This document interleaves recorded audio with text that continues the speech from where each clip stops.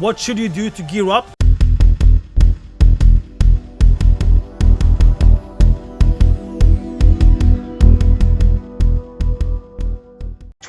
of November, that's when the expansion comes out. So 13th, that's when season 1 hits. You will start here on leveling 226 to 323. So what path do you need to take to reach 370 plus if you want to do high-end content? Meaning rated PvP, M+, rating. You have crafting. Crafting goes all the way to 418. Everything comes down to, are you gonna craft? Is someone else gonna craft that you know? Is your guild hardcore and you're gonna have crafters there that's gonna go all in? Or do you have a lot of gold that you can buy crafted gear? If not, you can forget about crafting. But crafting will be a huge thing to gear up. You have 2 weeks to gear up to get crafted gear to hire. Everything is about how many people can do crafting. Because you will not be able to do all the crafting by yourself for an entire set. You can do it for 1, maybe 2 types of gear with higher eye level. Getting it to 384 will definitely be doable. And you can do a little bit higher than that. Will definitely be doable the first week. For 2 weeks, I think you can get 2 pieces of gear that you can start crafting 384 eye level gear on it. Everything comes down to how much you want to farm. Maybe even more.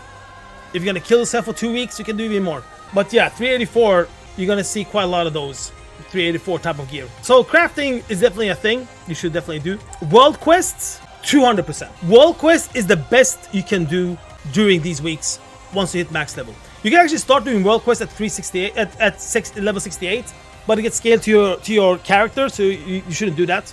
Hit max level, do world quests. There will be 2 sets of world quests per week. So when world quests are out, they'll be out for like 3.5 days. After 3.5 days, a new set of world quests come out. In general, there can be some excluded stuff here and there. Some of these world quests will be like a little bit more harder, like elite ones, stuff like that. And it's not only elite ones, but mostly elite ones. That's the one that drops or rewards 379 eye level gear. 379 eye level gear from world quest is the best you can do. That's really high eye level. It's higher than normal. It's ready for heroic gear as well. So yeah, world quest is going to be a huge thing to start doing. Profession, like we said. Normal dungeon, heroic dungeon, like stuff like that. Depends on like if you have the really crappy gear. Just you know, boost yourself up while you do other things, but not for getting ready. M0 at 372, which means you can probably do it at 360. So as soon as you hit 360, maybe even lower, depends on how good your character is, depends on how good you are, depends on how good your team is. Maximize all those 8 dungeons directly.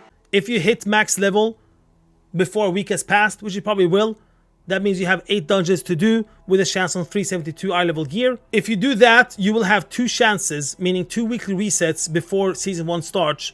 That's 16 dungeons of of Mythic 0 dungeons. 16 chances. It's actually more than 16 chances because each dungeon has several bosses. We have the 3 events: Dragonbane event, Community Feast, and the Hunt. But Dragonbane is 376, Community Feast is 372. That's once a week thing. If you level up your character before the first weekly reset, you'll have access to these if you have got your reputation up. Will you get reputation up? You will definitely get reputation up. Everything comes down to how much you're gonna farm reputation. And quests gives a lot of reputation. It gives a lot of reputation. Just questing. So the side quests, definitely go do those. Those gives loads of reputation. You can definitely get this up while leveling and afterwards, just to have access to 100% 376 gear, 100% 372 gear 2 times before season 1 starts.